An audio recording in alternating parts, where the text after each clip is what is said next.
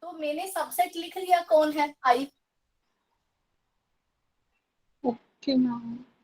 जबकि ए क्रॉस ए बहुत सारा कुछ बनेगा, पर आई जो है it is a subset of A cross ए, और वो होना भी क्या चाहिए, यही होना चाहिए।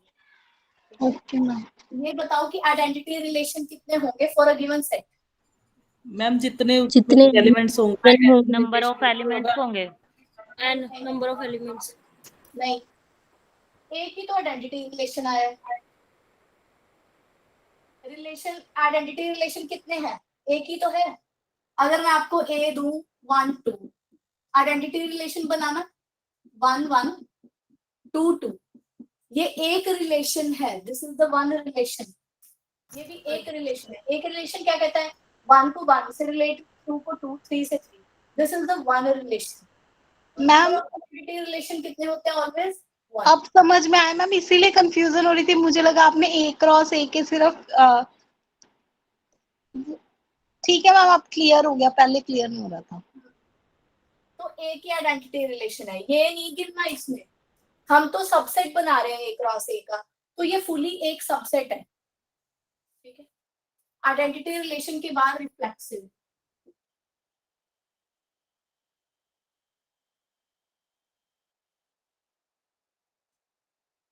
कोई भी relation which is A cross A. A, तो मेरे पास इसमें बस लिबर्टी क्या रहती है, इसमें रिफ्लेक्सिव रिलेशन में कोई भी आप सेट ले लो, 1 2 3 ले लो, एक रिलेशन आर डिफाइन किया, जैसे 1 2 3 है, तो इसमें भी 1 1 से रिलेटेड होना चाहिए, 2 2। इसमें लिबर्टी ये है कि आप ये 3 रखने के बिना, ये तो 3 रखने मस्ट है, आप इनके बिना कुछ और भी रख सकते हो। This is the reflexive relation. कुछ एक्स्ट्रा आ जाए कोई प्रॉब्लम नहीं, पर 1 1 2 2 3 3 से रिलेटेड होना बहुत जरूरी है। यहाँ आइडेंटिटी में ऐसा नहीं है, यहाँ पे यही 3 होने चाहिए, ना इससे कम ना ज्यादा, ठीक है। मैम रिफ्लेक्सिव रिलेशन में हम वो करते होते हैं, मतलब कि जैसे ए का अगर बी के साथ है, बी का सी के साथ है, तो ए का सी के साथ होगा रिलेशन। हाँ, अपने आप के साथ, जैसे 1 का अपने आप के साथ, 2 का अपने आप के साथ, 3 का अपने आप के साथ। और अगर यहाँ सेट में 4 बैठा होता है, 4 का भी अपने आप के साथ होना जरूरी था। यहाँ पे मैं ऐसे लिख सकती हूँ कि if A is related to A, for all A belongs to set, सारे एलिमेंट्स के लिए अगर हर एलिमेंट अपने आप के साथ रिलेटेड है, for all, then the relation is reflexive relation. Suppose a relation is subset of A cross B. यहाँ पे भी A क्रॉस B आ सकता है, कोई इशू नहीं है, जरूरी नहीं कि A क्रॉस A ही हो, A क्रॉस B भी आ सकता है यहाँ पे। हाँ जी, R ma'am is reflexive relation में जो 2 1 लिखा है, इसकी जगह कुछ और भी आ सकता है, ये नहीं समझ आया। कैसे? मैम रिफ्लेक्सिव रिलेशन में जो आपने लास्ट में सबसेट लिखा है 2 1, हाँ। इसकी जगह मतलब कोई और भी सबसेट आ सकता है, ये कैसे आया, ये नहीं समझ आया। ये यहाँ पे तुम कुछ भी एक्स्ट्रा लिख लो, कोई इशू नहीं, कुछ भी, और एक ही सबसेट एक्स्ट्रा लिखना है। ये कितने मर्जी लिख लो, ठीक है मैम, फिर मैम पूरे सब पावर सेट ही बना सकते हैं जैसे, कुछ भी वो कुछ भी भी। रिफ्लेक्सिव। बिल्कुल बिल्कुल, बस ये जरूरी है, एक्स्ट्रा ओके। कुछ नहीं करना। मैम ठीक है यहाँ पे मैम। 5 भी आ सकता है, हाँ, 5 भी आ सकता है इसमें सबसेट में, जैसे हम 5 लिखते हैं। देखो रिलेशन बनाना, तो या तो तुम फिर पता है क्या लिखोगे, रिलेशन इक्वल टू 5, मतलब कि रिलेशन में कोई किसी के साथ रिलेट नहीं है, जबकि रिफ्लेक्सिव की डेफिनेशन क्या कहती है कि ए का अपने आप के साथ रिलेशन होना जरूरी है। 5 ने क्या कहा कि ए का ए के साथ रिलेशन ही नहीं है, so it is not a reflexive relation, R equal to 5। Ma'am जब हम रिफ्लेक्स करते हैं तो इसका मतलब ये नहीं होता जैसे 2 का 1 के साथ है तो 1 का भी 2 के साथ होगा। सिमेट्रिक में आएगा, अभी करा रही हूँ। Okay ma'am. सिमेट्रिक रिलेशन में क्या होता है, इफ A is related to B, अगर A और B रिलेटेड है already, then B related to A और ये भी निकल आए, देन वो रिलेशन क्या होता है, सिमेट्रिक।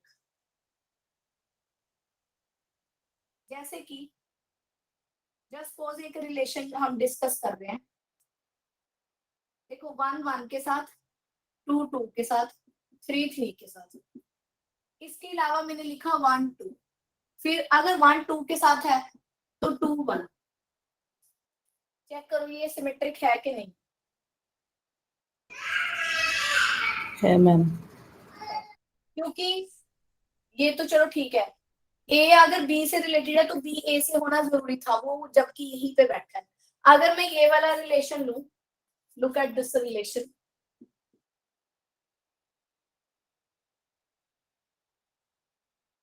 क्या ये रिलेशन सिमेट्रिक है? नहीं नो है। मैम।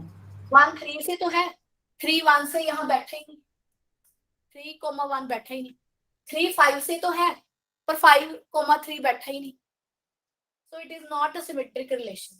Not symmetric relation. ठीक है।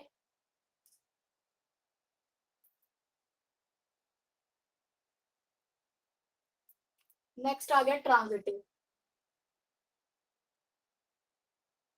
ये कहता है कि अगर ए कोई रिलेटेड टू बी है एंड बी सी से भी बैठा है, देन अगर ए रिलेटेड टू सी है, then the relation is symmetric, sorry, transitive. Then R is transitive. जैसे दो रिलेशन ये लो, 1 3 3 5 1 5, चेक करो ट्रांजिटिव है। Yes ma'am. 1 3 से, 3 5 से, दिस इंप्लाइज 1 5 से रिलेटेड है, यस। अगला ये वाला देखो,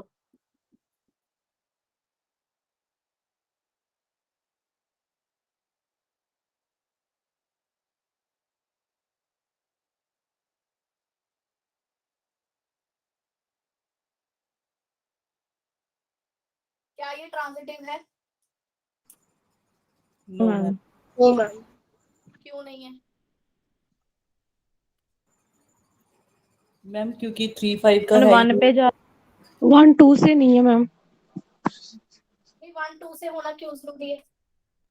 नहीं मैम, 5 3 तो ठीक है, बट 3 5 है ना, उसका ऑपोजिट 5 3 भी चाहिए था। वो सिमेट्रिक में चाहिए था, मैं ट्रांजिटिव की बात कर रही हूँ। हम ट्रांजिटिव वाली कोई Transitive में कंडीशन आगे ही नहीं बन relation भी रही। नहीं है ना कोई, 3 5 डिफरेंट है। नहीं, ये ट्रांजिटिव है, यस ट्रांजिटिव। देखो ट्रांजिटिव कैसे होगा मैम? हाँ, ट्रांजिटिव क्या कहता है, अब ना मेरी बात आप ध्यान से सुनना। जस्ट सपोज कि आपको एक चाय बनानी है, ठीक है। जस्ट सपोज कि चाय दो चीजों से बनती है, यू नीड शुगर एंड चाय पत्ती, ठीक है। आपको आपकी मदर ने कहा कि go and make a T, ठीक है। तो जस्ट सपोज कि आपको किचन में सिर्फ क्या मिली, शुगर। तो आपके क्या डांट पड़ेगी कि यू मेक द टी और नॉट? बोलो, डांट पड़ेगी या नहीं पड़ेगी? ऑब्वियसली मैम, उसमें हमने चाय पत्ती तो डाली नहीं है, चाय कैसे बन गई? मतलब आप यही कहोगे ना अपनी मदर को, यार ऑब्वियसली कि चाय पत्ती नहीं थी मम्मा, हाउ आई कैन मेक, है ना। मेरा तो कोई, आपका तो कोई फॉल्ट नहीं है ना उसमें, है ना। तो आपको ट्रिवियली आपको छोड़ दिया जाएगा कि आपको डांटा जाएगा? छोड़ दिया जाएगा। तो ऐसे ही 3 5 को हम छोड़ देंगे।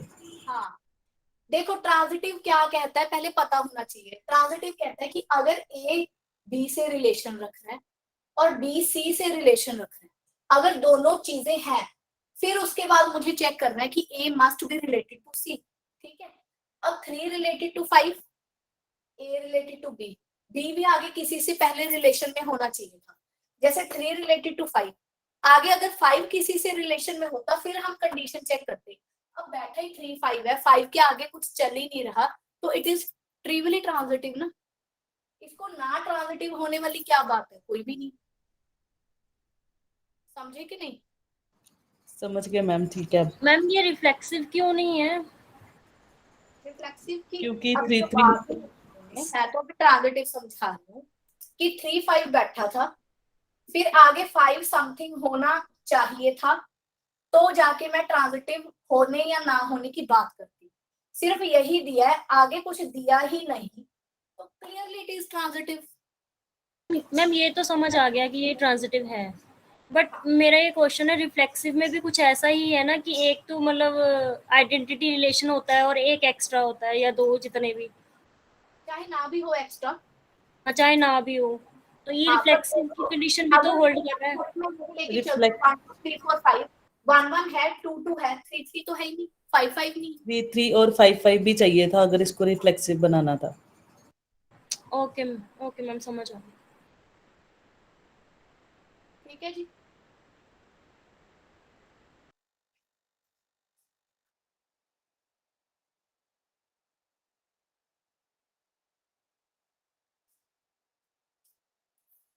इक्विवेलेंस रिलेशन,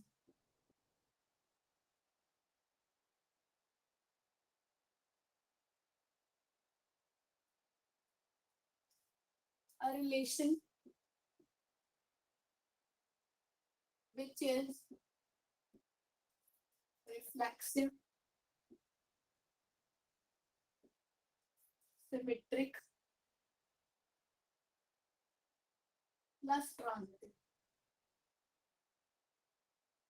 उसको क्या बोलते हैं? Equivalence relation.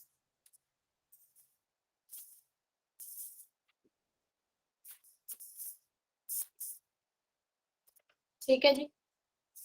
आपको अगर ये तीनों मिल रहे हैं तो वो इक्विवेलेंस रिलेशन है। नेक्स्ट आ गया फंक्शन।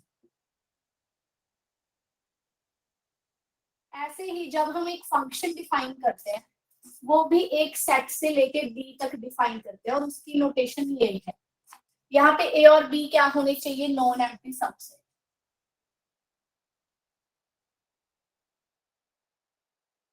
नॉन एम्प्टी सेट होने चाहिए आपके पास अगर आपको फंक्शन डिफाइन करना है।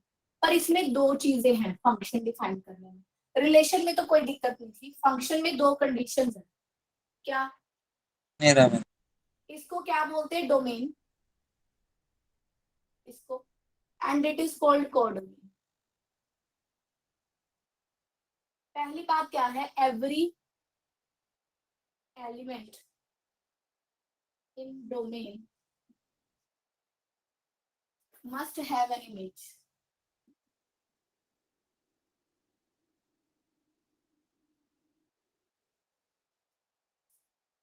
And image should be unique.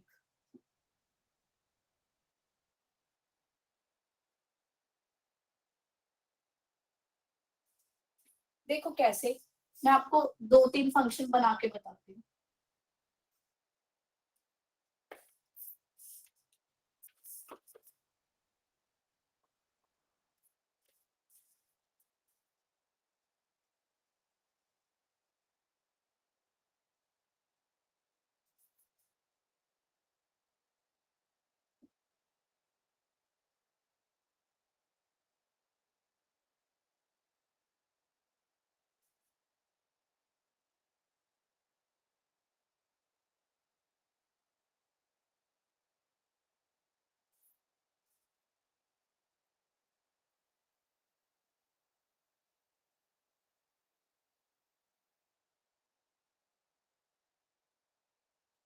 ये 3, अब इसमें से हम देखते हैं कि कौन सी कंडीशन सेटिस्फाई हो रही है, कौन सी नहीं हो रही। जैसे कि ये देखो पहला फंक्शन, इसमें 1 1 के पास जा रहा है, 2 2 के पास। हमने क्या कंडीशन लिखी थी कि domain, this is my domain and this is my codomain. ठीक है। डोमेन का हर एलिमेंट की इमेज होनी चाहिए। 1 की इमेज है, 2 की है, 3 की इमेज है नहीं, 3 हैज नो इमेज नहीं है। यहाँ कुछ भी खाली नहीं होना चाहिए, कहीं ना कहीं जाना चाहिए। 1 was going to but 3 is remaining। ठीक है। अब इस केस में देखो 1 2 3 तीनों ही जा रहे हैं, फर्स्ट कंडीशन आपकी सेटिस्फाई हो गई। पर ये क्या कह रहा है कि image is unique. Image unique का मतलब क्या है कि अगर 1 1 के पास गया तो बस खत्म। 1 फिर एक ही टाइम पे दूसरे के पास नहीं जा सकता। हम कैसे फिर प्रॉपरली कहेंगे कि 1 किसके पास गया? अगर 1 1 को भी जा रहा है, 2 को भी जा रहा है, यूनिक इमेज नहीं है, तो मैं कैसे कहूँ 1 कहाँ गया? एक इमेज बतानी होती है। अब यही प्रॉब्लम यहाँ पे है। देखो 1 1 के पास भी जा रहा है, 2 के पास, एक ही इमेज नहीं है, so it is not a function. अगला देखो 1 2 3 क्या सबकी इमेज है? यस है। पहली बात 1 ए के पास गया, 2 बी के पास, 3 बी के पास, ये फंक्शन है। क्यों? 2 तो अपनी तरफ से बी के पास ही जा रहा है ना, मैं प्रॉपरली कह सकती हूँ कि 2 भाई तू बी के पास जा रहा है, 3 टू बी के पास जा रहा है। कोई ऐसी कंफ्यूजन तो नहीं कि जो 2 है 3 है वो बी के पास भी जा रहा है, ए के पास, एक टाइम पे 2 पे नहीं जाना चाहिए। यूनिक इमेज होनी चाहिए, चाहे 2 पर्सन एक को ही जाते हो, कोई इश्यू नहीं है। देखो जी क्लियर है फंक्शन की definition? Ma'am in case first में 3 के पास जाता तो फिर फंक्शन था। हाँ जी बिल्कुल। मैम जैसे मतलब इसका मतलब ये हो कि एक डोमेन की दो वैल्यूज नहीं हो सकती, दो डोमेन की एक वैल्यू हो सकती है। डोमेन में किसी एक एलिमेंट की 2 वैल्यूज नहीं हो सकती। Okay ma'am.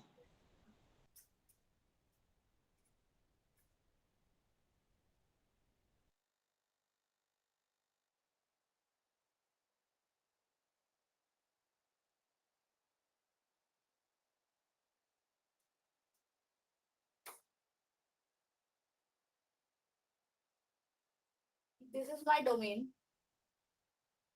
and this is my codomain. First of all, just tell me whether it is function or not.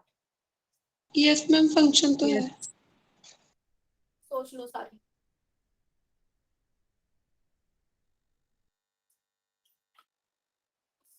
हाँ जी फंक्शन है। यस। फंक्शन है।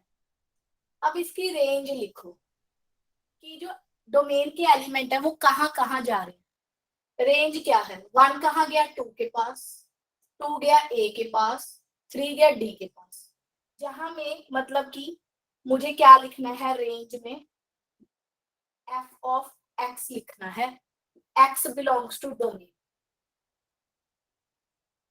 डोमेन के एलिमेंट उठाओ और जो एफ एक्स आया वो मेरी रेंज होगी। अब देखो क्या 1 एफ एक्स में आया? क्या 1 किसी एलिमेंट की इमेज है? नहीं। No ma'am. It is not in the range. तो रेंज और ये कोडोमेन हो सकता है कि अलग अलग हो। देखो डोमेन में क्या बैठा है? 1 2 ए बी सी डी, पर रेंज में क्या है? 2 ए डी। ठीक है, तो इस केस में रेंज और कोडोमेन सेम नहीं है, they are not equal in this case. ठीक है,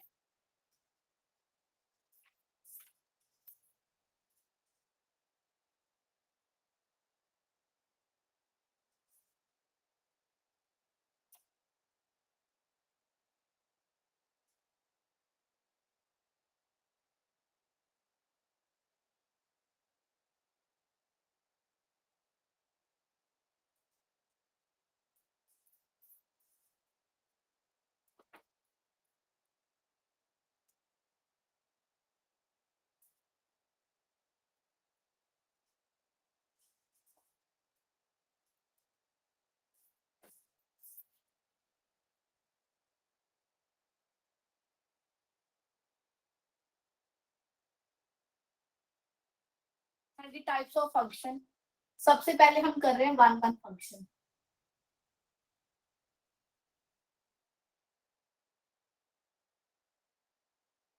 F from A to B। मैं किसी फंक्शन को 1 1 कब कहूंगी? अगर f of x1 equal to f of x2 है, this implies x1 equal to x2।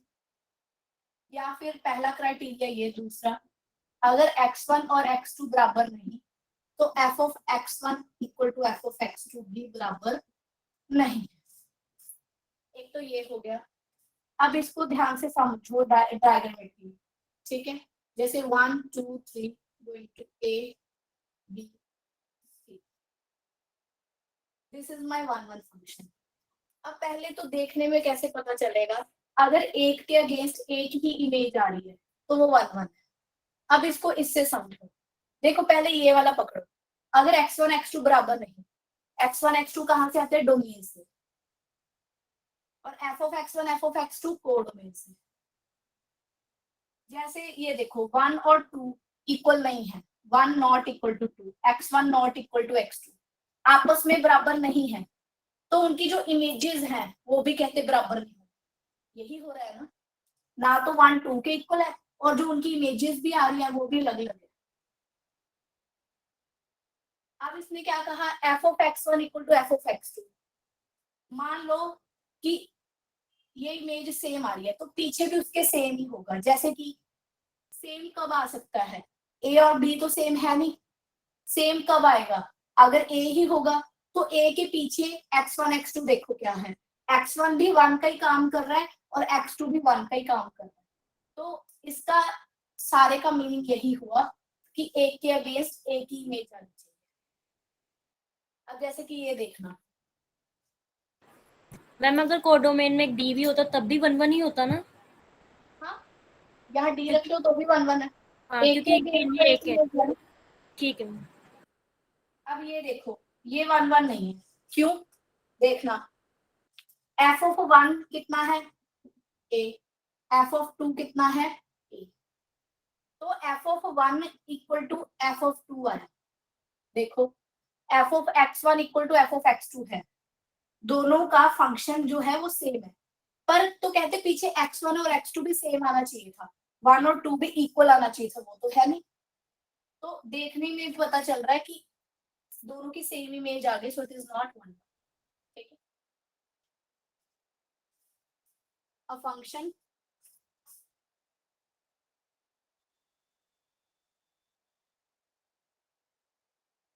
which is not 1 1 is many 1।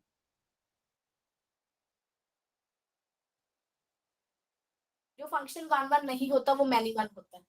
It is not many 1 but it is many 1 because it is not 1। ठीक है जी, अगला देखो onto function.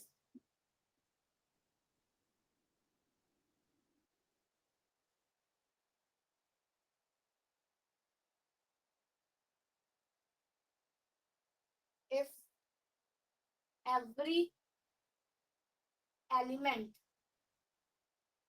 in B, अगर B के हर element की क्या हो pre image, has pre image, अगर इधर हर एलिमेंट की प्री इमेज है तो उसको मैं क्या कहूंगी, ऑन टू। जैसे आप ये वाला फंक्शन लो, क्या ये ऑन टू है? यस मैम हाँ ऑन टू हैगा मैम ਇਹਦੀ ਇਮੇਜ ਹੈਗੀ ਹੈ नो मैम क्योंकि नो मैम डी की नहीं है D की कोई प्री इमेज नहीं है। ऐसे ही यहाँ बताओ ये ऑन टू है, हैगा मैम ऑन टू हैगा ma'am unique Yes, pre ma'am. Image होनी चाहिए ना Yes, ऑन टू के लिए। क्या मैम ऑन टू है ये। यूनिक प्री इमेज नहीं चाहिए होती, नहीं, कुछ भी ऐसा नहीं लिखा ऑन टू, लिखा तो नहीं मैम है ये वैसे। ऑन टू है। ऐसा कुछ नहीं है प्रभजोत, वो फंक्शन में होता था।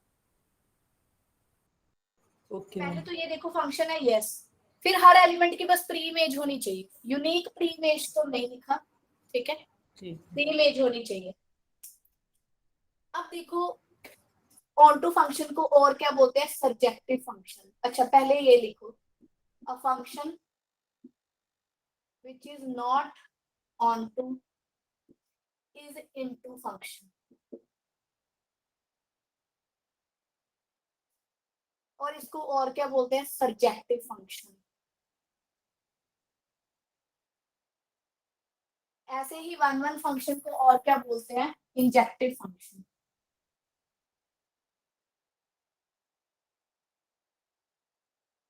Injective function.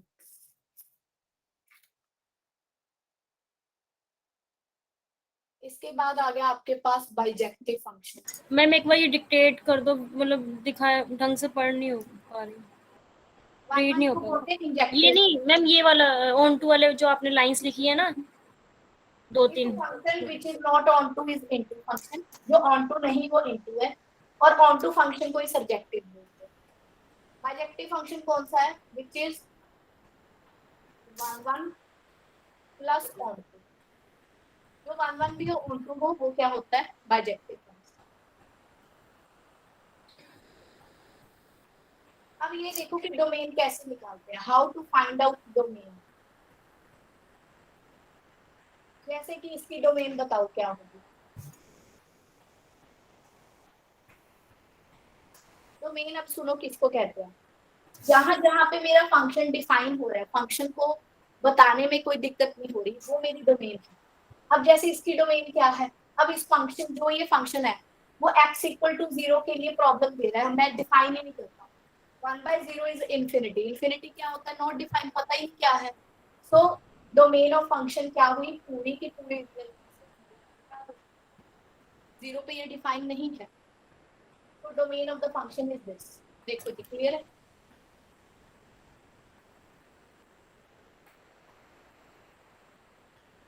Yes ma'am, clear है। अगला फंक्शन लो, एक्स स्क्वायर, इसकी डोमेन लिखो। डोमेन क्या आएगी,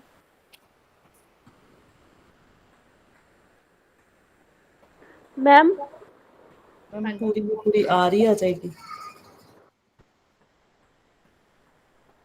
क्या? देखो इस फंक्शन को कहीं पे भी प्रॉब्लम नहीं, 0 रखो, जो मर्जी रखो, आर का कोई भी नंबर रखो, रैशनल इरेशनल, तो डोमेन पूरी आर पूरी ही की पूरी आर ही आ जाएगी। ठीक है। ऐसे ही tan x फंक्शन है, इसकी डोमेन क्या होगी,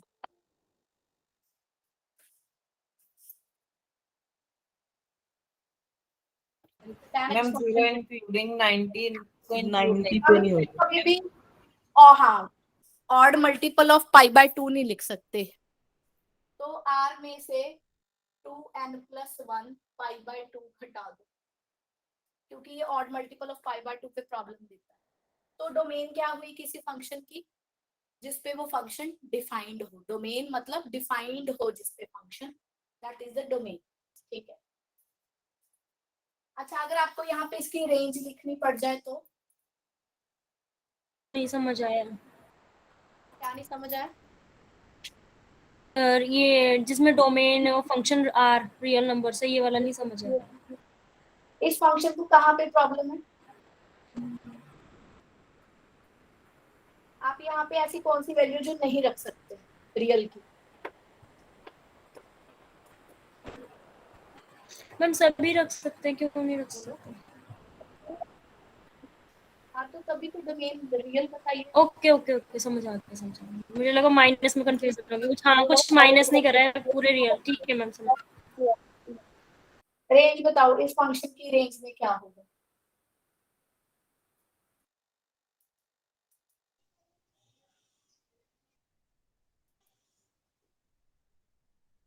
पूरा रियल नहीं आएगा? क्या कोई नंबर मिस होगा जब हम यहाँ पे वैल्यू रखते जाएंगे, कोई नंबर मिस होगा?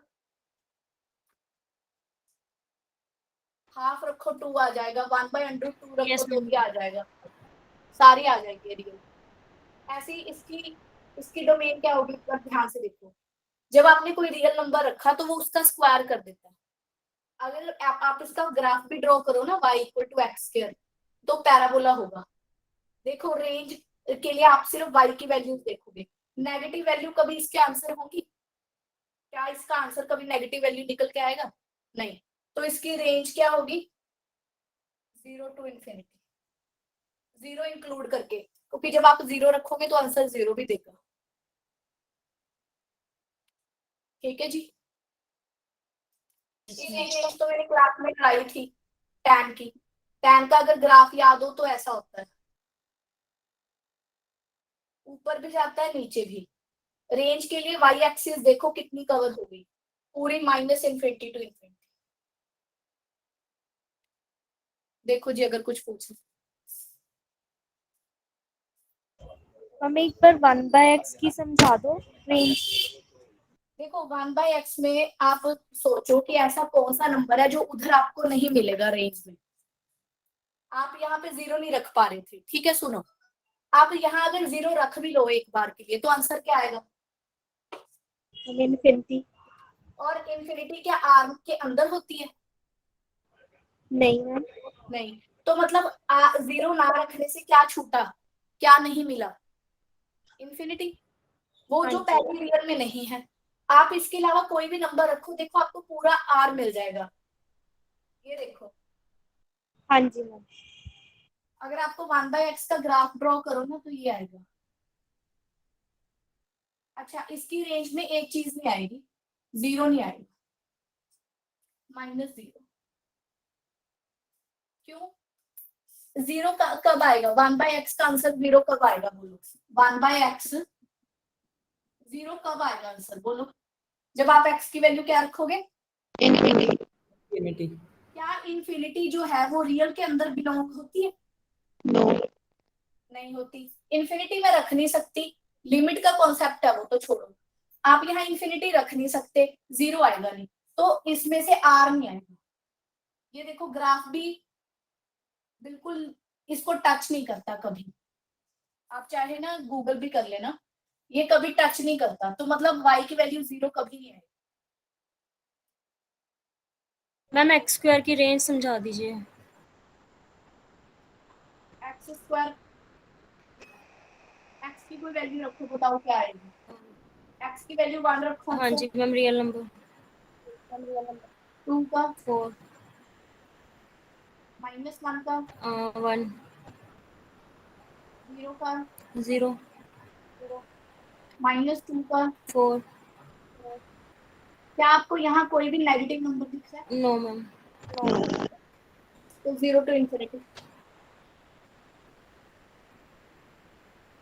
इवन आप इसको ग्राफिकली भी कर सकते हो। मैं एग्जाम में मैम कैसे क्वेश्चन आएंगे इसमें? हाँ, एग्जाम में कैसे क्वेश्चन आएंगे? ऐसे ही डोमेन रेंज ऐसे ही पूछेंगे? y equal to X square. आप इसका ग्राफ बनाओ। रेंज के लिए ये देखो कि y एक्सिस कितनी कवर हो रही है। नीचे की तरफ कोई ग्राफ आया कि y एक्सिस कवर नहीं। रेंज के लिए आप ये देखो कि जो आपकी ग्राफ बने उसके इधर y क्या है। पूरा यहाँ 0 से लेके आगे तक चलता हुआ y है, तो 0 to infinity इसकी रेंज। देखो डोमेन में आपको क्या देखनी है? एक्स एक्सिस पे ध्यान रखना है, और रेंज में आपको y एक्सिस। ये चीज लिख लो ग्राफिकली अगर हम बात करें तो। डोमेन के लिए एक्स एक्सिस पे फोकस करेंगे, रेंज के लिए y एक्सिस।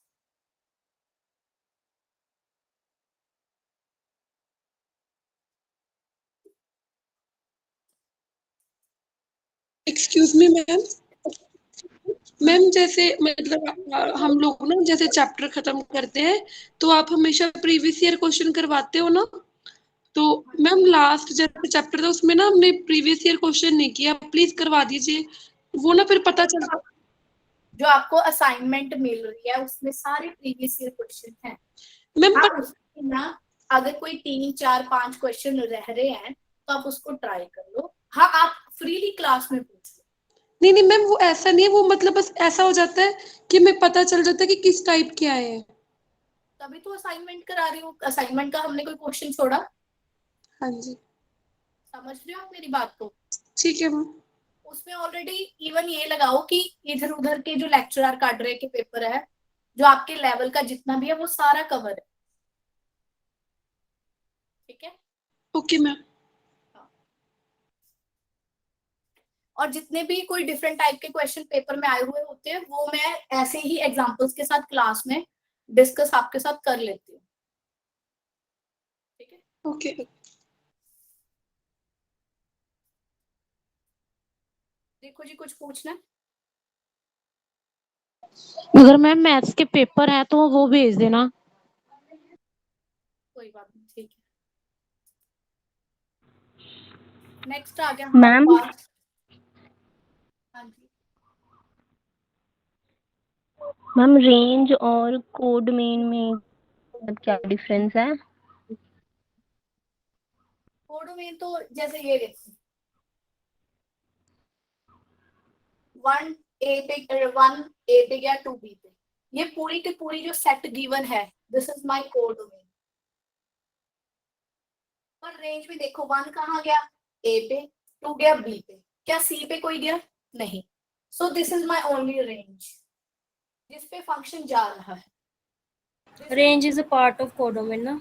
या range is part of codomain. Okay ma'am, ठीक है। और इक्वल टू कोडमेन भी हो सकती है। तो ऑन टू फंक्शन में क्या होता है? हर एलिमेंट की प्री इमेज होती है।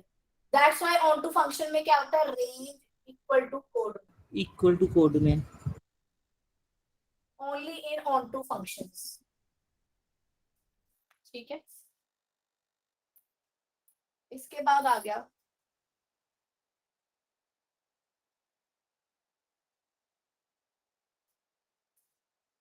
Equal functions.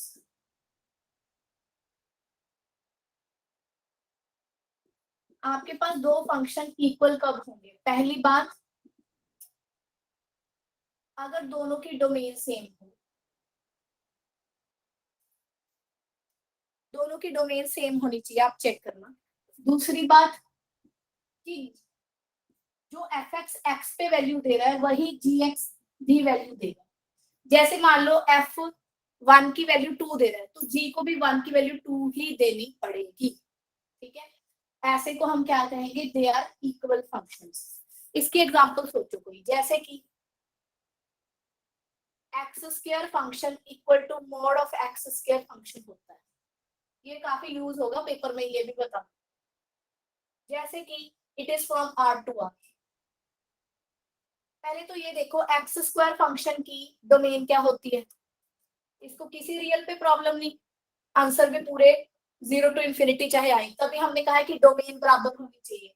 इसकी रेंज क्या आती है, 0 टू इंफिनिटी। ऐसे ही मॉड ऑफ एक्स का होल स्क्वायर। अच्छा, मॉड फंक्शन पता है ना सबको कि नहीं, बोलो। मॉड फंक्शन आता है कि कराऊं पहले? मैम करवा दो, एक बार क्लियर हो जाएगा। चलो इसको फिर मैं लेटर ऑन एक्सप्लेन करती हूँ, पहले कांस्टेंट फंक्शन फिर टाइप ऑफ फंक्शन देख लो। अगर कोई फंक्शन की वैल्यू में एक फिक्स सी कर दूं तो उसको कांस्टेंट फंक्शन बोलते हैं। जैसे f from R to R, मान लो कोई फंक्शन है real to real, f x मैंने डिफाइन कर दिया 2, तो बताओ इसकी डोमेन क्या हुई? इसको तो किसी भी पॉइंट पे प्रॉब्लम नहीं, तो डोमेन तो पूरी रियल ही हो गई। तो इसकी रेंज क्या है, ओनली 2। रेंज क्या हुई, ओनली 2। क्या ये 1 1 है? नॉट 1 1, क्योंकि सारे नो एलिमेंट मैम। जा रहे हैं, सारे के सारे एलिमेंट कहाँ जा रहे हैं, 2 के पास ही जा रहे हैं। एक के अगेंस्ट एक इमेज नहीं है, so it is not 1 1।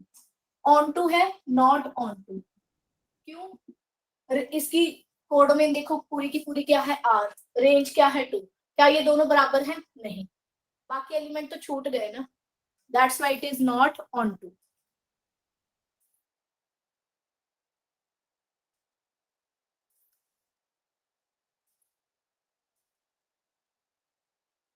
Ma'am onto क्यों नहीं है ये, हर प्री इमेज की तो?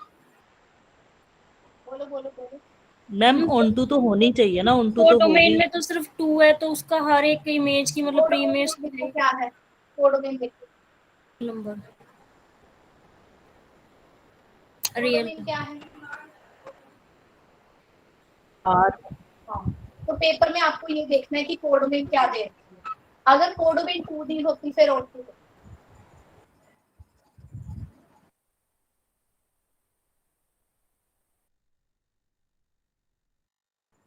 मैम रेंज इसमें ऑन टू में हमने कोड डोमेन के एलिमेंट्स देखने हैं, ओनली रेंज के एलिमेंट्स नहीं देखने कि जो रेंज में आ रहे हैं। एग्जैक्टली, तभी तो वहां पे लिखा था कि कोडोमेन अगर रेंज की इक्वल होगी तभी क्या होगा, ऑन टू। कोडोमेन क्या है, आर, रेंज कितनी आ रही है, 2, इक्वल है तो 2। ठीक है। Modulus function, mod of x, रफली स्पीकिंग तो ये अगर पॉजिटिव नंबर है पॉजिटिव रहने देता है, अगर -2 है तो उसको 2 कर देता है, रफली स्पीकिंग। करता कैसे है वो सुनो। अगर मोड के अंदर वाला एलिमेंट एक्स अगर इसको पॉजिटिव दिख गया तो मोड ने क्या करना है, उसको कहेगा चल भाई कोई बात नहीं ऐसी बाहर आ जा। अगर अंदर वाला क्या हुआ, पॉजिटिव। अगर अंदर वाला नेगेटिव दिख गया, -1 दिख गया, अंदर वाला क्या दिखा इसको, नेगेटिव। एक्स नेगेटिव है ना यहाँ पे, उसके आगे एक्स्ट्रा ये खुद क्या लगा देता है, नेगेटिव। जैसे कि इस केस में देखो मॉडुलस को क्या दिखा कि अंदर वाला जो एलिमेंट है ना x क्या है -2, ये उसको क्या दिखा एक नेगेटिव नंबर, तो उस केस में क्या करता है x के आगे क्या चिपका देता है नेगेटिव, मतलब वो भी पॉजिटिव हो जाएगा। ये याद रखना इजी है कि -2 का 2 हो जाएगा, पर जब आप अभी आप लिमिट फंक्शन एंड कंटिन्यूटी करोगे ना तो चीजें ये वाली यूज होंगी। समझ रहे हो आप मेरी बात को? आपको ये पता होना चाहिए कि अंदर वाले के बारे में क्या बात हो रही है और उसके आगे नेगेटिव लगेगा कि नहीं लगेगा। ठीक है,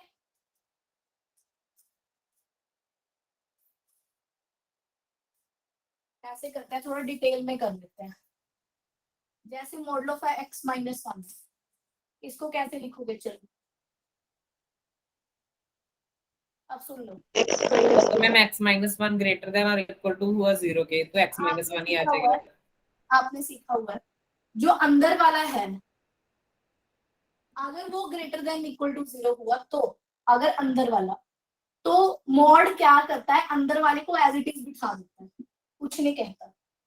अगर अंदर वाला नेगेटिव हुआ तो अंदर वाले के आगे, अंदर वाला क्या है x -1, उसके आगे नेगेटिव लगता है।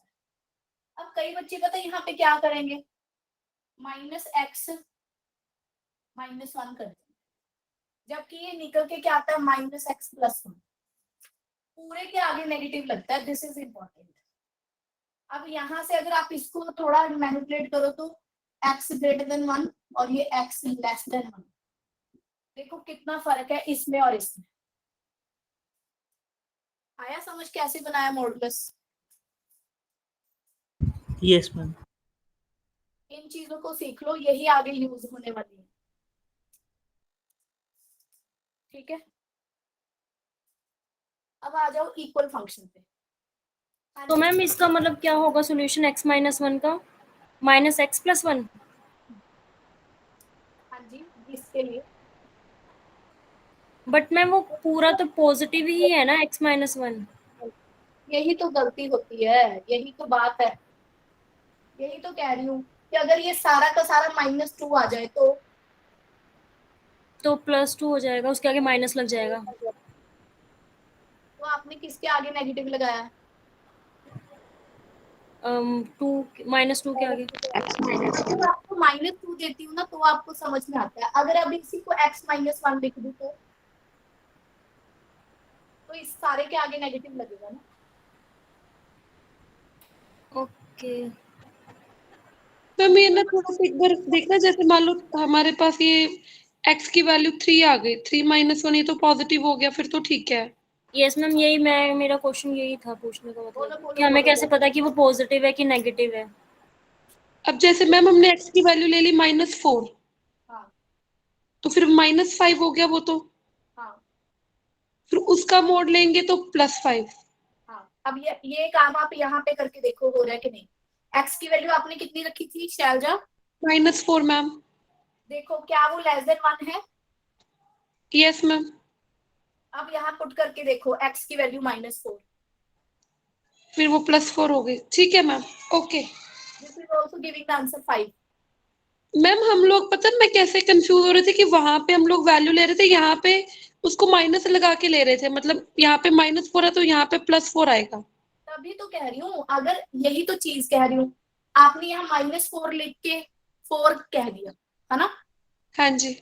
अब मैं वही तो कह रही हूँ कि इसके लिए अब ये वर्कआउट करेगा, ना कि इसके लिए ये वर्कआउट करेगा। ठीक है मैम। आप इसको इससे कोरिलेट कर रहे हो, नहीं इसको मैम आप इससे कोरिलेट करो।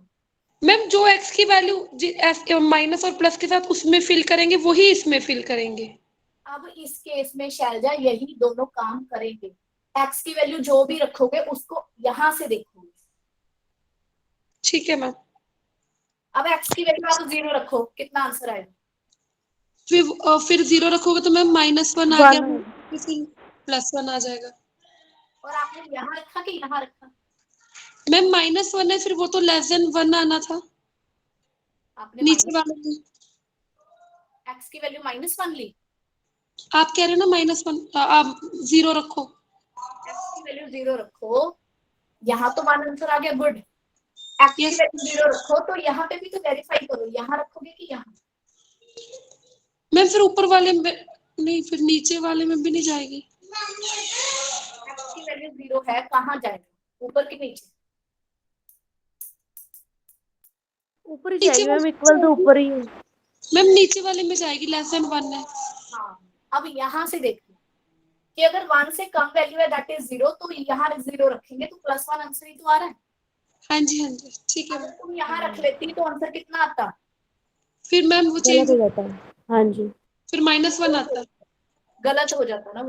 हाँ जी मैम, ठीक है जी, थैंक यू मैम। हाँ जी, mod x का स्क्वायर। अभी हमने किया कि जो mod x फंक्शन है उसके आंसर हमेशा क्या आ रहे हैं, आंसर क्या आ रहे हैं, mod x के आंसर क्या आ रहे हैं, पॉजिटिव। तो इसकी डोमेन r है, इसके भी आंसर पॉजिटिव ही आएंगे। देखो दे हैव सेम डोमेन, इसकी भी डोमेन r, इसकी भी डोमेन r। अब आप ये देखो क्या ये सेम नंबर पे सेम आंसर देते हैं दोनों फंक्शन? हाँ जी, f की वैल्यू आप रखो -1 रखो, पहले वाले ने क्या आंसर दिया, 1 और दूसरे वाले ने 1 दिया। ऐसे ही -2 का आंसर इसने क्या दिया, 4 दूसरे वाले ने 4 0 रखो, सेम पहले वाले आंसर। देखो हर वैल्यू के लिए दोनों सेम आंसर दे रहे हैं, दोनों का जो आंसर है वो सेम है, that's why the functions are equal.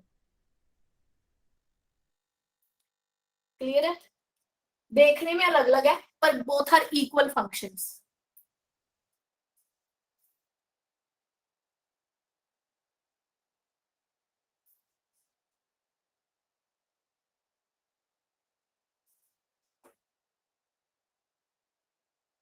x और mod of x ये दोनों आपस में इक्वल है ना होंगे फंक्शंस। बात क्लियर नहीं है जो भी पूछ रहा है। x और mod of x ये दोनों फंक्शन आपस में इक्वल नहीं है ना?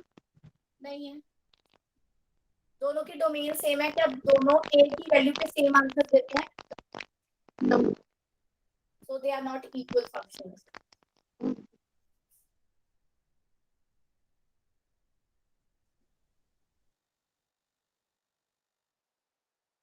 सिग्नम फंक्शन,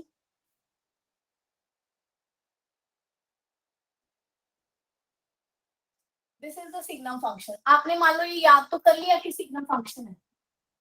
अब आप इसकी रेंज देखो, वही जहां पे भी आपको मोड दिख जाए तो x ग्रेटर देन 0 और x लेस देन 0 में तोड़ दो, क्योंकि मोड आ गया। ग्रेटर देन 0 के लिए मोड x की वैल्यू क्या होगी, x और डिवाइड बाय x, आंसर कितना आ गया 1। 0 के लिए मैं इसको खुद डिफाइन करती हूँ, ये फंक्शन ही ऐसा है, 0 के लिए 0 होता है, और x लेस देन 0 के लिए मोड x कितना होगा, x लेस देन 0 के लिए -x will be -1.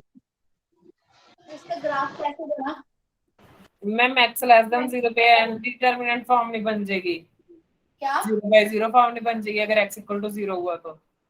ये हम खुद से डिफाइन करते हैं सिग्नम फंक्शन में, मैंने पुट नहीं किया 0 यहाँ पे, खुद डिफाइन किया कि 0 पे इसकी वैल्यू 0 अज्यूम करें। हाँ जी, जब x ग्रेटर देन 0 होगा तो इसकी वैल्यू 1 है, तो 0 के आगे की बात हो रही है तो ये ऐसे चलेगा।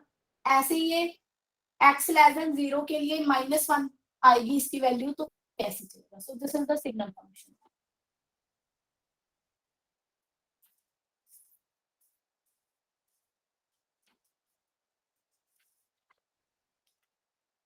अगला आ गया फंक्शन का नाम क्या लिखा है आपने ऊपर? Signum function.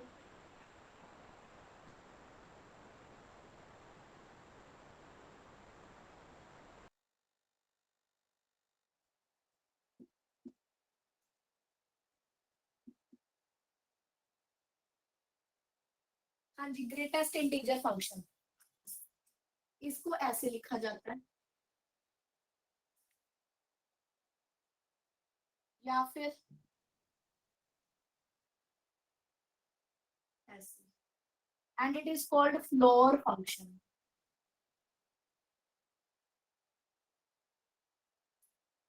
अब इसका मीनिंग क्या है, ध्यान से देखो, अगर तो कोई इंटीजर आ गया अंदर तो उसको ऐसे ही लिख देगा 2, इंटीजर है ना क्योंकि, ठीक है। -3 इंटीजर है तो -3 आएगा। This is not modulus function, this is the greatest integer function. इसका मीनिंग क्या होता है? ग्रेटेस्ट इंटीजर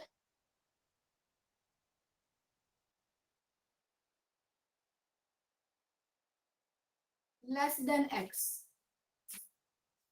x से छोटा ग्रेटेस्ट इंटीजर कौन है? जैसे कि हाँ जी 1.4, ये पढ़ना अभी जो मैंने अभी लिखवाया था। 1.4 मतलब x 1.4 से छोटा सबसे बड़ा मैम इंटीजर है। पर स्क्रीन ब्लर है, सबकी ब्लर है। नो मैम, नहीं मैम, नो मैम, ज्वाइन कर लो जल्दी।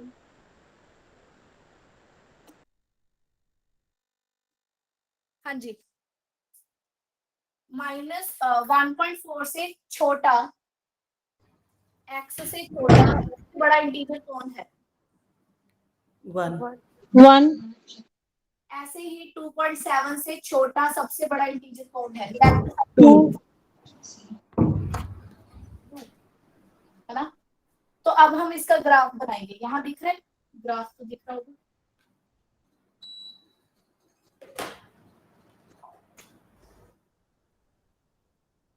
हाँ जी जब आप वैल्यू 0 ले रहे हो ग्रेटेस्ट इंटीजर में तो आंसर कितना आएगा 0 पे?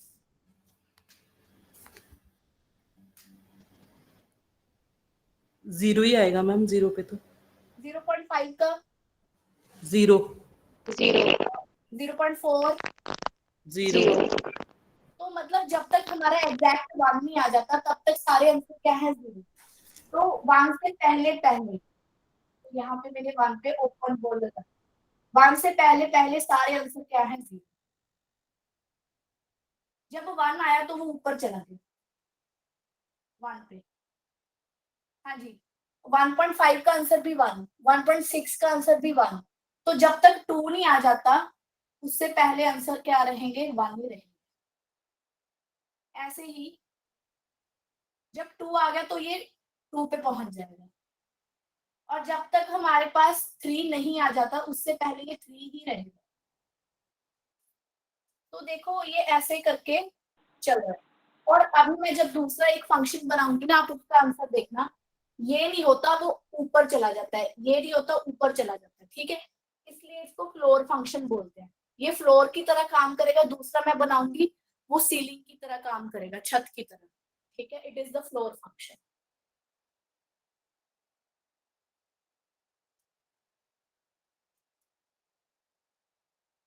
देखो जी क्लियर है floor greatest integer function? Yes ma'am. Yes ma'am.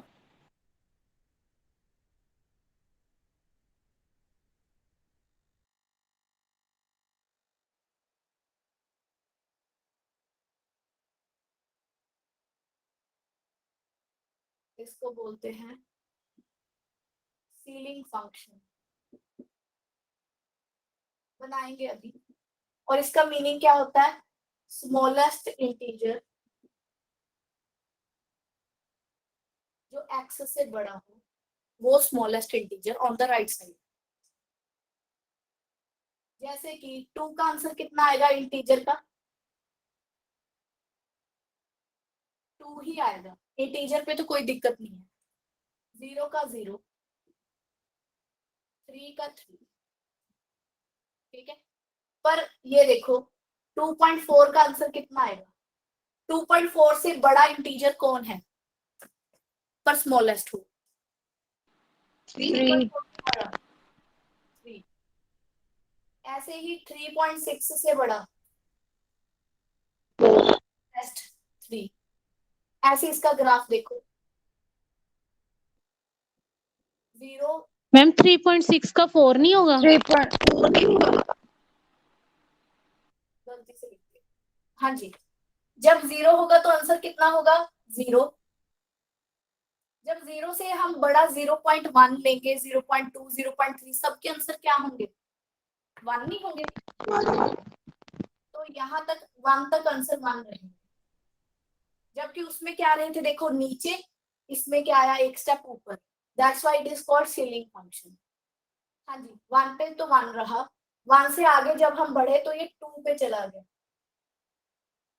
फिर आगे ये चला जाएगा 3 पे।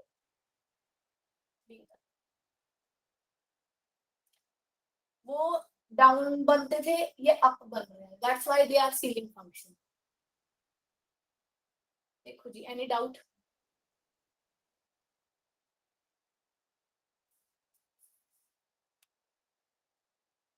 मैम डेफिनेशन है smallest integer greater than x, तो 2 के लिए 2 मतलब कैसे, ग्रेटर देन 2 तो है नहीं 2। ओके ठीक है मैम। हम अब पीछे वाले डाउट्स कर लें, आज ये टॉपिक इतना ही कर लें। टाइम कितना हो गया? मैम 8:30 हो गए। हाँ ठीक है, बाकी कल कर लेंगे। मैम इसके फंक्शन के क्वेश्चंस कौन से सॉल्व करने हैं हमने? इसमें लेवल्स वाली दी हुई हैं। 1 मिनट रुक जाओ जरा, मैंने ना इसकी वैसे तो पिछली बार भी मैंने फंक्शन की यही वाली कराई थी जो लेफ्ट वाली है, अगर दूसरी भी अवेलेबल हो जाए तो मैं देख लेती हूँ। दूसरी तो है ही नहीं है लेवल वाली की मैम, मैंने आपके वाले नोट्स फोटोस्टेट करवा लिए। अब मेरी बात में एक सारे और सुनो, देखो ये ठीक है कि जो पिछले वाले बैच को नोट्स मिले, ओके, पर हो सकता है ना कि नए बैच में कुछ चेंजेस किए जाए। मैम नए बैच में तो है ही नहीं है, उसमें तो कुछ भी नहीं है, हमें कुछ भी नहीं भेजा गया। मेरी बात तो सुन लो 2 मिनट के लिए, मैं ये कह रही हूँ। यस मैम, मैंने कंप्लेन भी की थी कि हमें अभी तक नोट्स नहीं प्रॉपर अवेलेबल हो रहे। मैंने प्रभजोत को पूछा था, पता नहीं आपने रमन मैम से कर ली बात?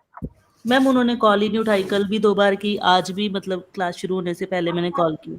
मैसेज उनको डाल दी मैम, मैंने मैसेज भी डाला हुआ है, मैसेज का कोई रिप्लाई नहीं है। मैम अगर हम इंस्टीट्यूट आके किसी नोन को भेज दें मैम, फिर इंस्टीट्यूट से सारे नोट्स मिल जाएंगे तो हम इंस्टीट्यूट आके ले जाते हैं। मैम हमने तो इंस्टीट्यूट से ही लिए थे, बल्कि वहां जाकर ही उनको तो खुद ही नहीं पता था कि ये इसमें नहीं है, तो हम बता रहे हैं उनको कि ma'am it is not there in this, तो मैम का कोई रिप्लाई भी नहीं आ रहा। आप एक बार, चलो मैं उनको बोल देती हूँ, मैसेज कर देती हूँ। मैम ये करंट वाला टॉपिक और जो आप प्रीवियस मतलब न्यू बैच में जो प्रीवियस हो गया ट्रिको वगैरह, उनके कोई भी नोट्स नहीं है मैम मैंने पता है क्या किया मैम, जतिंदर से मैच करके मेरे कम से कम 8-10 थी कॉपीज पीडीएफ जो नहीं थी, मैंने सारी खुद से मतलब फोटोस्टेट करवा ली है, मेरा तो सॉर्ट आउट हो गया। मैं मैसेज लगा दूंगी सबका। अब इस डिस्कशन को 2 मिनट के लिए बंद करो, मेरी बात सुनो। हो सकता है कि जो आपकी ऐप में ऑलरेडी कुछ नोट्स पड़े हैं, देखो ऐसे होता है, टीचर को जैसे जैसे लगता है ना कि हाँ ये भी आप कर सकते हो, तो वो और आपको वैसी चीजें प्रोवाइड कर देता है। ठीक है, हो सकता है कि यहाँ पे जैसे जतिंदर भी है, पुराने बैच के कुछ स्टूडेंट्स हैं, उनको हो सकता है, मैंने जितना मुझे तब लगा कि इतनी पीडीएफ उनके लिए काफी है, तो ठीक है। समटाइम मुझे लगता है कि चलो अगर एक्स्ट्रा मटेरियल है, अवेलेबल हो रहा है, तो आपको दिया जाए। ठीक है, अब वैसे सेम थिंग, अब मुझे नहीं याद मैंने पिछले बैच वालों को लेवल वाली दी थी या दूसरे वाली दी थी, अगर कल तक दूसरे वाली हो जाती है तो वो मैं दे दूंगी, तो आप इतना इशू नहीं क्रिएट करोगे कि वो हमें एज ए प्रिंट आउट नहीं मिली, तो आप उसका प्रिंट आउट ले लो खुद ही। मैम पिछले वालों को आपने लेवल वाली ही दी थी, क्योंकि मैंने तो वही फोटोस्टेट करवाए हैं। ठीक है, अब हो सकता है कि प्रभजोत मैं आपको कल एमसीक्यू वाली दे दूं, वो भी दे देना मैम, कोई बात नहीं, हम वो भी ले मैं लेंगे। वही कह रही हूँ, हो सकता है मैं आप सबको एमसीक्यू वाली दे दूं। देखो it depends upon the availability of the questions. ठीक है, अगर अवेलेबल हो जाते हैं तो अच्छी बात है ना, अगर मैं आपको एक्स्ट्रा और प्रोवाइड कर रही हूँ तो आप यस ले लो। Ma'am, for the time being ma'am हम लेवल वाली ट्राई कर ले क्वेश्चंस। हाँ, लेवल वाले में आप अच्छे से रिलेशन और फंक्शन के क्वेश्चन करो, वो अच्छे हैं आपको। ठीक है, पर थोड़े कम थे तो मैं आपको और भेज दूंगी। ठीक है मैम। लेवल 1 मैम पीडीएफ के अंदर, ये मैंने अभी देखा नहीं है या अलग है? सब कुछ उसी के अंदर होता है with PDF. Okay ma'am. Ma'am एक डिस्क्रीट सेट्स का बता दो थोड़ा। इसमें ना उसमें होगा ये, बट आपके उसमें मेंशन नहीं है, सुन लो। चलो डिस्क्रीट सेट, कल कल आपको आइसोलेटेड पॉइंट कराया था ना? नहीं मैम। कराया था। कराया आइसोलेटेड पॉइंट कौन से होते हैं? Which is not a limit point. Yes ma'am कराया था। Which is not limit point. जो पॉइंट लिमिट पॉइंट नहीं है वो आइसोलेटेड है। तो a set is discrete if its all points are isolated point. Example कर लो नेचुरल नंबर। नेचुरल नंबर के आपने लिमिट पॉइंट क्या निकाले थे? 5। इसका कोई भी पॉइंट लिमिट पॉइंट नहीं था। अगर कोई भी लिमिट पॉइंट नहीं है तो वो है क्या? Isolated point. इधर फिर रैशनल नंबर भी होए ना, रैशनल इरैशनल। नहीं, सुन लो पहले। इसका कोई भी पॉइंट लिमिट पॉइंट नहीं हुआ। अगर लिमिट पॉइंट नहीं तो सारे के सारे क्या हैं? आइसोलेटेड। अगर सारे के सारे ऑल आइसोलेटेड आ जाए तो वो सेट क्या हो जाता है?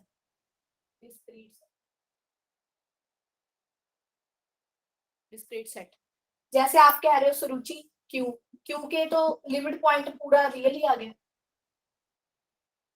सारे लिमिट पॉइंट रियल आ गए, कोई आइसोलेटेड पॉइंट बचा ही नहीं। ठीक है मैम। मैं वो नेबरहुड कह रही थी। नहीं ठीक है। हाँ जी, क्लियर है जिसका डाउट था? Yes ma'am. और एक क्लोज्ड सेट का भी थोड़ा सा मैम दोबारा से बता दो। उसका एक क्वेश्चन आया था, फिर से उसमें कंफ्यूजन क्रिएट होगी क्लोज्ड सेट में। क्वेश्चन बोल दो मैम 1 मिनट में टेस्ट में बताती हूँ आपको। 1 मिनट में मुझे ये थोड़ा ऑफ करके बताना पड़ेगा। 1 मिनट। हम टेस्ट का सेकंड क्वेश्चन भी बताना, जैसे हमें दिया होता है A क्रॉस B इंटरसेक्शन या यूनिट। सुनो, टेस्ट के लिए स्पेशल दिन रखा जाएगा। बस कल चलो पर मैम जिस दिन 6 से 7 मेरी क्लास नहीं होती उस दिन रखा जाएगा। ठीक है? ठीक उस है दिन मैम। पूछ ले मैम फिर। तभी कह रही हूँ टेस्ट के क्वेश्चन ना आप संभाल के रखो, टेस्ट वाले दिन ही पूछना। Okay ma'am. आपको बहुत जल्दी मैं इन्फॉर्म कर दूंगी कि 4 टेस्ट का आपका डिस्कशन है। ठीक है?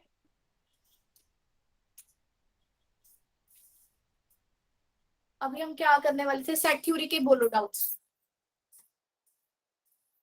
मैम 77 का डाउट है। आपके असाइनमेंट में कितने क्वेश्चन है बताना जरा।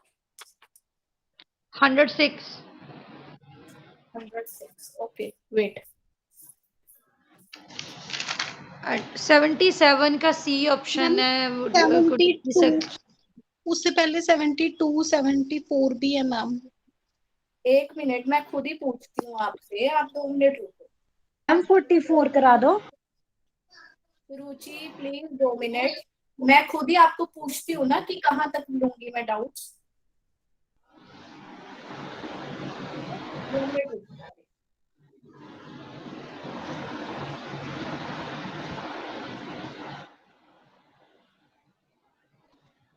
हमने कल कहाँ तक कर लिए थे?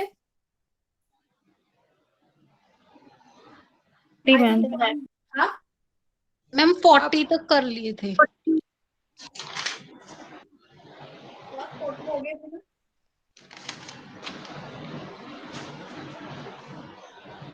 हाँ जी 40 से आगे बोलो चलो। 44 45 48 46 भी है मैम। 1 मिनट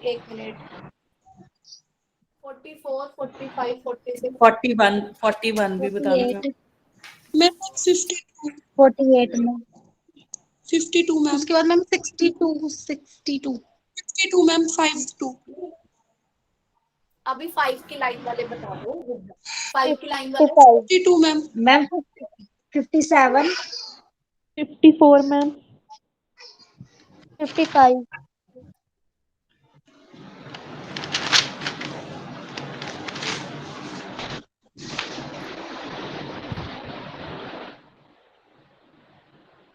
हाँ जी पहले यहाँ तक कर 41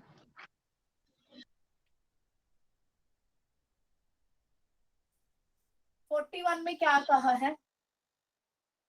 एक कोई सेट एक्स है जिसमें एक्स अपने आप के बराबर नहीं। ऐसे सेट में क्या रखोगे? जैसे अगर आपने कोई भी इसकी ऑप्शन ही ले लो, जैसे आपने पहला ऑप्शन है 0, 0 तो अगर यहाँ आपने 0 रखा तो 0 इक्वल टू 0 होता है, तो आप 0 नहीं रख सकते, ना 1 रख सकते हो क्योंकि 1 इक्वल टू 1 होता है, 3 इक्वल टू 3 होता है। डी ऑप्शन के आगे नल सेट, आप कुछ भी नहीं रख सकते क्योंकि ऐसा पॉसिबल ही नहीं कि कोई एलिमेंट अपने आप की इक्वल ना हो, तो डी ऑप्शन आ गया। देखो क्लियर है जिसका डाउट था? Yes ma'am. 44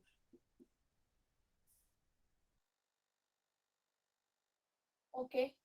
N of A कितना है? 115। एन ऑफ बी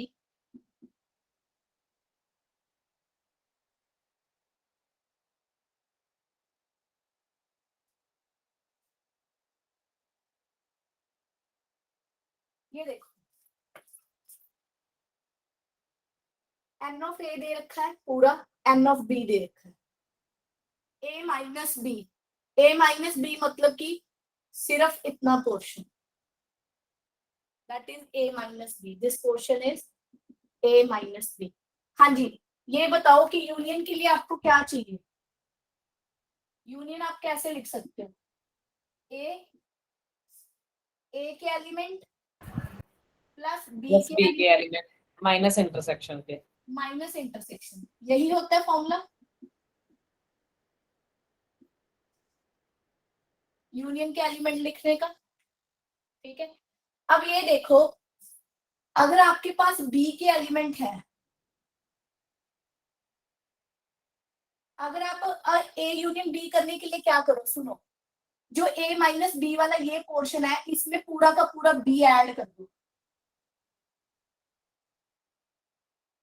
तो यूनियन नहीं बन जाएगा? तो नंबर ऑफ, क्या फिर से बताना? जैसे कि यहाँ देखो, अगर आपको number of element of A union B लिखने हैं दोनों के इकट्ठे, एक आपके पास ए माइनस बी दिया है ये वाला पोर्शन, आप number of element of A minus B में ऐड कर दो number of element of just B, तो भी तो यूनियन आ जाएगा। ए माइनस बी में ये ऐड अप करना। यस।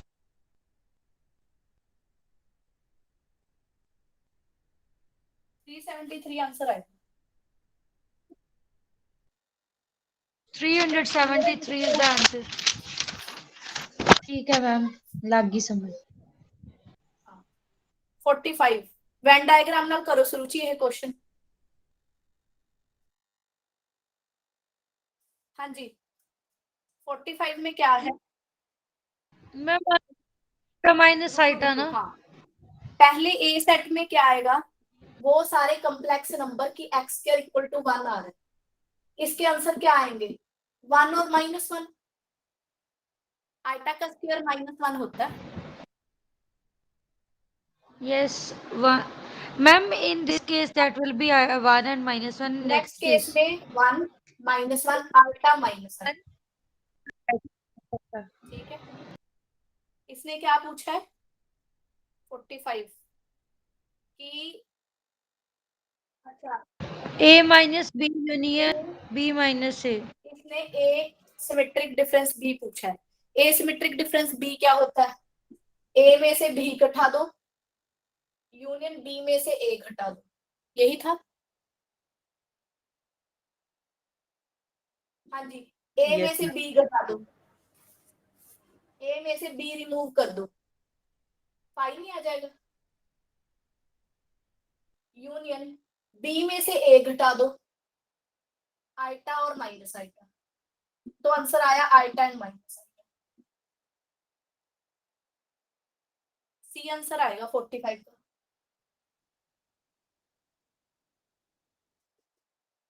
देखो जिसका डाउट था। हाँ जी मैम, क्लियर हो गया। 46 किसका है? मैम मेरा। तुम इसके लिए एक चीज भी लिख लो, चाहे 46 के लिए शॉर्टकट लिख लो 46 के लिए, जैसे कि 6n है इंटरसेक्शन 8n है। मीनिंग क्या है 6n का? 6 के मल्टीपल लिखो नेचुरल नंबर में, 8 के लिखो ये। अगर इंटरसेक्शन आ जाए शैलजा, दोनों का 6 और 8 का एलसीएम ले लो, कितना आएगा? एलसीएम लेंगे मैम।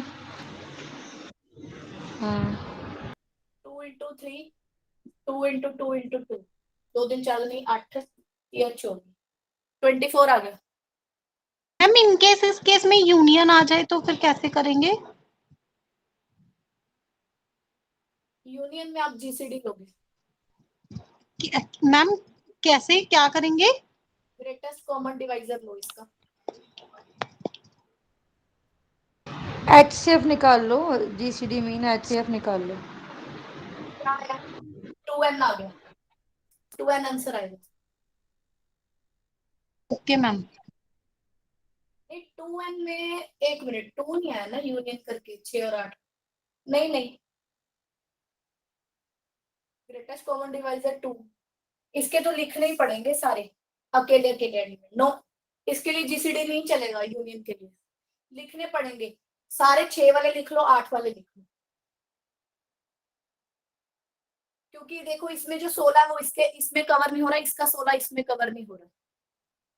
और अगर मैं 2n ले भी लूं जीसीडी करके तो 2 भी तो आएगा ना, 2 तो दोनों में ही नहीं है, इसलिए ये इंटरसेक्शन का ही फॉर्मूला है एलसीएम वाला, बस यही है। और इसका आएगा आंसर 24n। देखो इसमें कॉमन भी क्या आ रहा है, 6 चौका 24, 24 कॉमन है, उससे पहले कुछ भी कॉमन नहीं है। देखो जिसका डाउट था। यस मैम, डाउट मेरा था। क्लियर है? Yes ma'am. 48 में क्या है?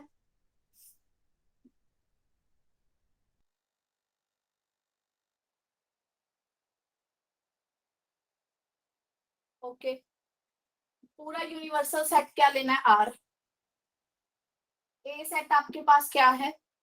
0 और 2 ओपन। बी सेट क्या है? 1 ओपन 3 क्लोज्ड।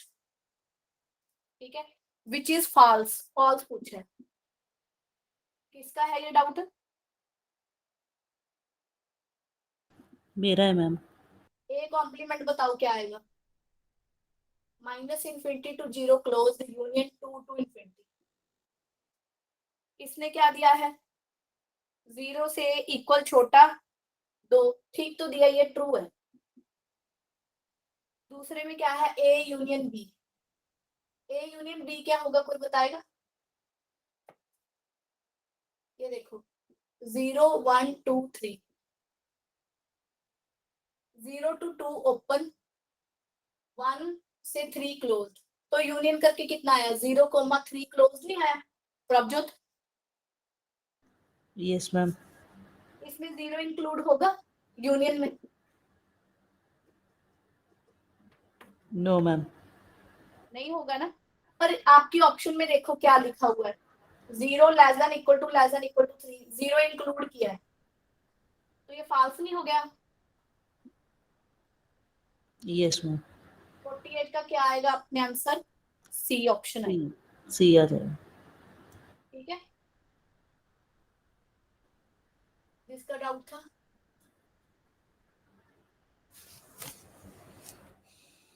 हाँ जी 52, which of following does not have proper subset? किसके पास प्रॉपर सबसेट नहीं है? ये कैसा क्वेश्चन हुआ? 52। मैम एक बार थोड़ा सा दोबारा प्रॉपर सेट के बारे में बता दीजिए। जो उसके अंदर प्रॉपरली कंटेन्ड हो, जैसे 1 3 के अंदर प्रॉपरली कंटेन्ड 5 भी होता है, 1 भी होता है, पर जो 1 3 है वो इक्वल टू 1 3 है, so it is improper subset, improper है।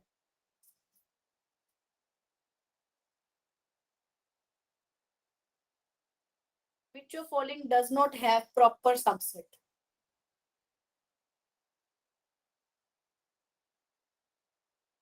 पहला है x belongs to q, कहते हैं इसके पास प्रॉपर सबसेट होगा कि नहीं होगा? है तो है इसका प्रॉपर सबसेट, नेचुरल इसके अंदर कंटेन नहीं है, तो ये ऑप्शन गलत। किसका है भाई, रिप्लाई करो। मैम ये मेरा है।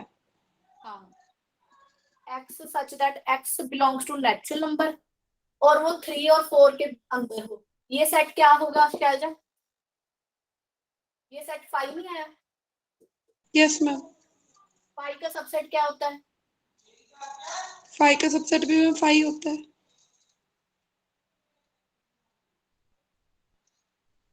और इन्होंने क्या पूछा है? Not have a proper subset. अगर इसका सबसेट आपने फाई ले लिया तो ये दोनों इक्वल नहीं है। Yes ma'am. अगर इक्वल आ गए तो ये इम्प्रॉपर सबसेट हुआ ना, तो हो ये जाएगा देखना आंसर क्या है। मैम, बी ही है। बी ही है? मैम बी ही होना चाहिए ना। बी है मैम तो इसका। ठीक है, मेरी एक पहले बात सुनिए। आप कह रहे हो बी है, मैं तो खुद कह रही हूँ कि बी ही है। एक्चुअली कल किसी से वैसी बात हो रही थी कि फाइव को प्रॉपर सबसेट नहीं लेते, तो अभी मैं आपको बताऊंगी वो 1-2 दिन में क्लियर करके। कोई बोल रहा है कि फाइव प्रॉपर सबसेट नहीं होता, बट अकॉर्डिंग टू मी होता है। समझे कि नहीं? इवन इस क्वेश्चन से भी बी ही आंसर है। अगर देखो फाइव प्रॉपर होता। मैम बट इसमें x belongs to natural number बोला है। हाँ, ma'am x belongs to natural number बोला है ना, इसमें तो 3 और 4 के बीच में तो नेचुरल नंबर नहीं होगा कोई, शायद इसलिए। पहले आप ये देखो ये सेट क्या है। 5। अब आप फाइव की बात करो, इसको भूल जाओ। ओके, फाइव का सबसेट क्या होता है? 5 होता है बस। अब ये इसके लिए प्रॉपर है कि इम्प्रॉपर है? मैम इसके लिए तो प्रॉपर है। प्रॉपर है। मैम 5 भी तो प्रॉपर सबसेट होता है। गलती कर लिया आपने। किसी भी सेट के लिए फाइव प्रॉपर है, गुड, पर खुद फाइव के लिए ये क्या है? हाँ उसके लिए। यस मैम, समझ आ गया। तो ये यहाँ पे इम्प्रॉपर है ना? मैम तो number of proper subset 2 raise to power n -1 होगा ना? No 2 raise to the power 0 होगा ना। नंबर ऑफ प्रॉपर सबसेट्स अगर हम फाइंड आउट करते हैं तो उसका formula 2 raise to power n -1 होगा ना। तो उस दिन तो हम 2 रेज टू पावर n -2 बोल रहे थे कि 5 और वो कंप्लीट सेट को निकाल देंगे। पावर में -1 नहीं था, वो बेस में था माइनस नहीं, 2 रेज टू पावर n फिर उसके साथ माइनस। हाँ बेस, हाँ वही बोल रही हूँ, 2 रेज टू पावर n -1 अलग से। हाँ जी। -1 होगा ना, 2 तो नहीं क्वेश्चन में होगा। क्या पूछा है? नहीं कि which but point does not have proper subset, किसके पास प्रॉपर सबसेट नहीं है? तो यही सेट हुआ ना, क्योंकि इसके पास जो एक बेचारा सबसेट है भी वो इम्प्रॉपर है, इसके पास प्रॉपर सबसेट नहीं है। समझे कि नहीं? समझ आ रही है बात? Yes ma'am. मैम कुछ क्वेश्चंस बहुत इजी होते हैं बट मेरे को ऐसा लग रहा है हम लोग ज्यादा दिमाग लगा देते हैं। मैम इसमें तो ये भी आ सकता है ना कि 3 और 4 ਦੇ ਵਿੱਚ ਕਿੰਨੇ ਹੀ ਉਹ ਹੈਗੇ ਆ। जब तक आप इजी क्वेश्चन पे भी दिमाग नहीं लगाओगे कॉन्सेप्ट क्लियर नहीं होगा। जिनका मोटिव सिर्फ ये है क्वेश्चन टिक करना, हाँ इसका ये आंसर है, फिर वहां पंगा हो जाता है। हमारा मोटिव सिर्फ क्वेश्चन का आंसर निकालना नहीं होना चाहिए। समझ रहे हो? आंसर निकालना मोटिव नहीं है, मेन बात है कि क्या सच में हमें जस्टिफिकेशन है जो हम बोल रहे हैं कि वो सही है। ठीक है, सही है मैम। अगर हम अपने ही आंसर पे क्लैरिटी ना रखें तो फिर कैसा लगेगा?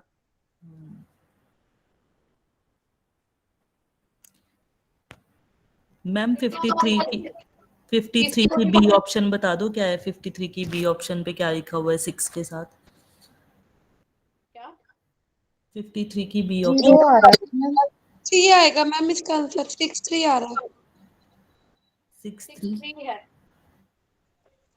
अब जैसे 53rd क्वेश्चन है ना शैलजा, यस मैम। ये भी प्रीवियस ईयर का क्वेश्चन है, इसमें ऑलरेडी सारे ही इंक्लूडेड है। 54 भी प्रीवियस ईयर का क्वेश्चन है। Okay ma'am. 54 देखो। 53 में 6 और 3 आएगा। हाँ जी,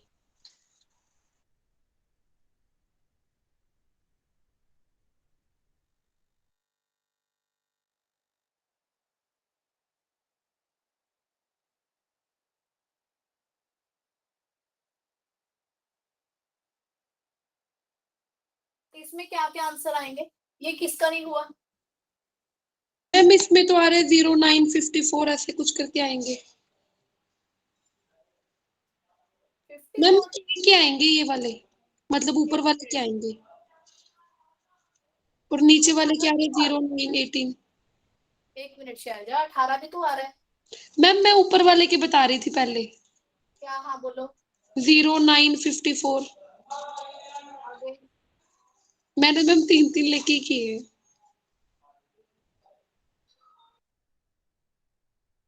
ठीक है, पहला ऑप्शन क्या है?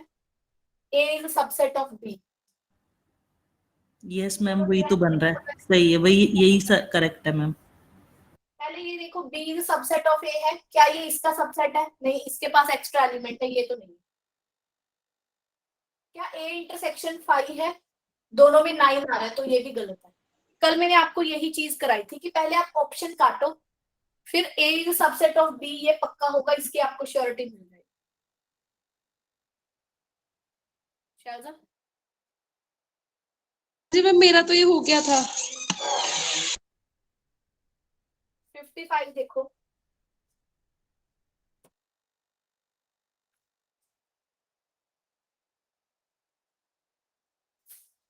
फिफ्टी फाइव में क्या है? ग्राफ है एक तो 1/x का, आज ही बनवाया है। 1/x का ये ग्राफ होता है, और y इक्वल टू -x का ग्राफ ये होता है। क्या कॉमन आ रहा है दोनों में? A इंटरसेक्शन B क्या आया? 5 नहीं आया। कुछ भी कॉमन नहीं है इन दो ग्राफ और इसमें, चेक कर लो। किसका डाउट है? जी मैम ठीक है। 57 में क्या है? Total number of element of A cross B then remaining element of B cross A।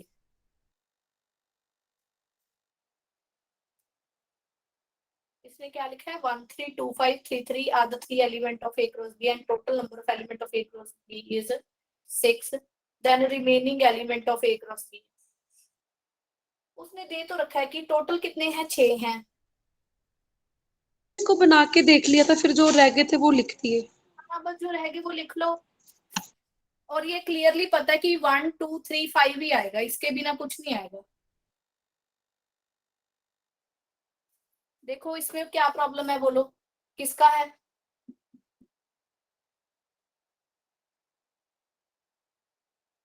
A cross B में कितने हैं? 6 एलिमेंट। भाई ये तो बता दो किसका डाउट है।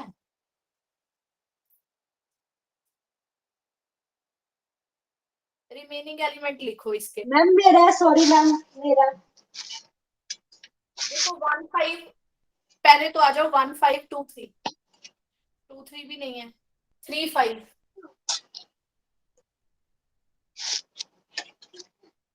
अब ए यहाँ से क्या पता चल रहा है? ए के एलिमेंट कितने हैं बोलना? ए के 1 2 3 और बी के क्या है? 3 3 और 5। ये तो यहीं पे टोटल 6 बन गए सुरुचि। बोलो बोलो। मैम 3 है ना? क्या? बी दा एलिमेंट 3 और 5 है ना? हाँ जी 3 से 5। देखो टोटल कितने बन गए ए क्रॉस बी दे? बोलो। 6 हो गए मैम टोटल। जेड़ा जेड़ा मिसिंग है वो लिख रहे। देख 1 3 1 5 1 3 1 5 है नहीं, वो लिख रहे। फिर 2 3 बैठा है, 2 5 ठीक है, 3 3 हैगा, 3 5 रह गया। आंसर आऊगा।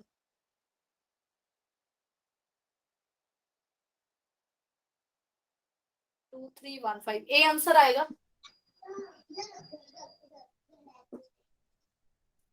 सिक्सटी तक आपके डाउट हो गए हैं, बाकी मैं कर लूंगी।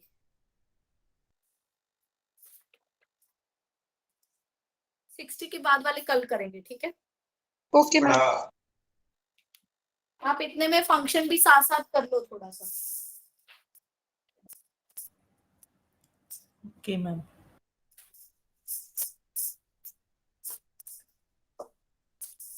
मैम एक्सक्यूज मी मैम, हाँ जी ਮੈਮ ਕੋਈ ਹੋਰ ਟਾਈਮ ਨਹੀਂ ਹੋ ਸਕਦਾ ਇਦਾਂ ਤਾਂ 3 ਦਿਨ ਲੱਗ ਜਾਣਗੇ ਆਪਣੇ ਪੁਰਾਣੇ ਡਾਊਟਸ ਅੱਗੇ ਰਿਲੇਸ਼ਨ ਐਂਡ ਫੰਕਸ਼ਨ ਦੇ ਫੇਰ ਹੋਰ ਇਕੱਠੇ ਹੋ ਜਾਣਗੇ। ਨਹੀਂ ਕੁਝ ਨਹੀਂ ਇਕੱਠਾ ਹੁੰਦਾ। ਕੱਲ ਤੁਹਾਡੇ ਕੋਲ ਦੇਖਿਓ ਰਿਲੇਸ਼ਨ ਦੇ 5-6 ਕੁਐਸਚਨ ਤੋਂ ਵੱਧ ਕੁਐਸਚਨ ਨਹੀਂ ਹੋਣੇ। ਨਹੀਂ ਥੋੜਾ ਕਰਨਾ ਹੈ ਨਾ ਹਜੇ। ਵਾਸਤੇ ਆਪਣੇ ਕੋਲ ਕੋਈ ਐਕਸਟਰਾ ਟਾਈਮ ਜਾਂ ਕੋਈ ਅਲੱਗ ਟਾਈਮ ਤੋਂ ਲਗਾ ਲਈਏ। ਐਕਚੁਅਲੀ ਇਸ ਤੋਂ ਇਲਾਵਾ ਕੋਈ ਬੈਚ ਪੋਸੀਬਲ ਨਹੀਂ। ਸਾਇੰਸ ਵਾਲਿਆਂ ਦੀ ਫਿਜ਼ਿਕਸ ਤੇ ਕੈਮਿਸਟਰੀ ਵਾਲਿਆਂ ਦੀ ਕਲਾਸ ਹੁੰਦੀ ਹੈ। Okay ma'am. हाँ कोई बात नहीं। आप कोई नहीं, कल आप डाउट पूछो अपनी। बाकी मेरी हेडेक है कि मैंने डाउट्स लेने हैं सारे। आप कल डाउट पूछना आराम से। इसके बाद अभी कितने रह गए? 40 ही डाउट रह गए इसके सेट थ्योरी के।